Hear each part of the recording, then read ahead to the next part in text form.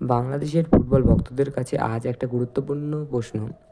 আমরা সবাই নতুন নতুন বংশোদ্ভূত ফুটবলারদের জন্যে তাকিয়ে আছি, কিন্তু একটা বিষয় কেউ খেয়ালই হয়তো করেনি।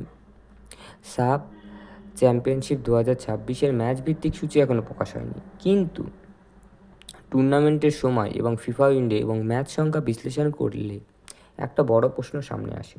বাংলাদেশ কি টুর্নামেন্টের শুরু থেকেই পূর্ণ শক্তির দল নামাতে পারবে? আজ আমি অফিসিয়াল সূচি নিয়ে বা অফিসিয়াল কোনো সোর্স থেকে এই খবরটা দিচ্ছি না। এটি আমার বিশ্লেষণ থেকে আমি প্রস্তুত করেছি দুটো সিনারিও। ওকে, সিনারিও 1, যদি নেপাল অংশ নেয় তাহলে কি সূচি হতে পারে? আপনাদের সামনে আমি দলটা হয়তো স্ক্রিনে আপনারা দেখতে পাচ্ছেন, এবং এইখানে বাংলাদেশের তিনটে ম্যাচ পড়ছে সিনারিও 1 অনুসারে: বাংলাদেশ শ্রীলঙ্কা, বাংলাদেশ ভুটান, বাংলাদেশ মালদ্বীপ। হয়তো দলগুলো আলাদা হতে পারে, কিন্তু সিনারিও এটাই হতে পারে। এখানেও আবার সিনারিও 1 আর 2 মধ্যে দুটো আছে। যদি এক হলো দিনে দুটো করে ম্যাচ হয়, আর এক হলো দিনে একটা করে ম্যাচ হয়। আমার মতে দিনে দুটো করেই ম্যাচ হবে, কারণ এটা সাফ এটাই করবে, ডবলই দেবে।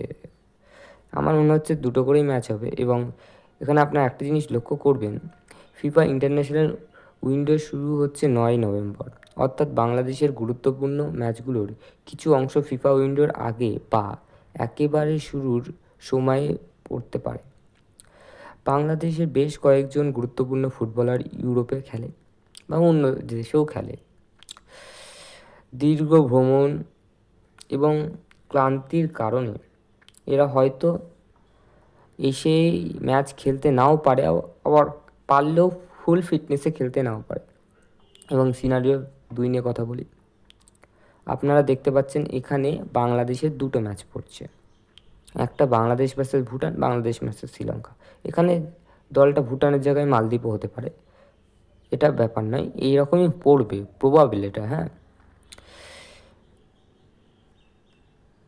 এই ফরম্যাটে কি ম্যাচ কমে যাচ্ছে, কিন্তু শুরুতেই পূর্ণশক্তি স্কোয়াড পাওয়াটা প্রশ্ন থেকেই যাচ্ছে। আবার পরিষ্কার করে বলছি, এগুলো সাফের অফিসিয়াল গ্রুপ বা সূচি নয়। এগুলো শুধু টুর্নামেন্টের সময়, দল সংখ্যা এবং ম্যাচ সংখ্যা বিশ্লেষণ করে তৈরি করা আমার সম্ভাব্য সূচি। কিন্তু যদি বাস্তবে এই ধরনের সূচি হয়, তাহলে শুধু বাংলাদেশ নয়, ভারত, মালদ্বীপ, শ্রীলঙ্কা প্রত্যেকটা দেশেরই সমস্যা হবে। এখন দেখার বিষয় সাফ এই বিষয়ে কি সামলায়। আপনার কি মতামত?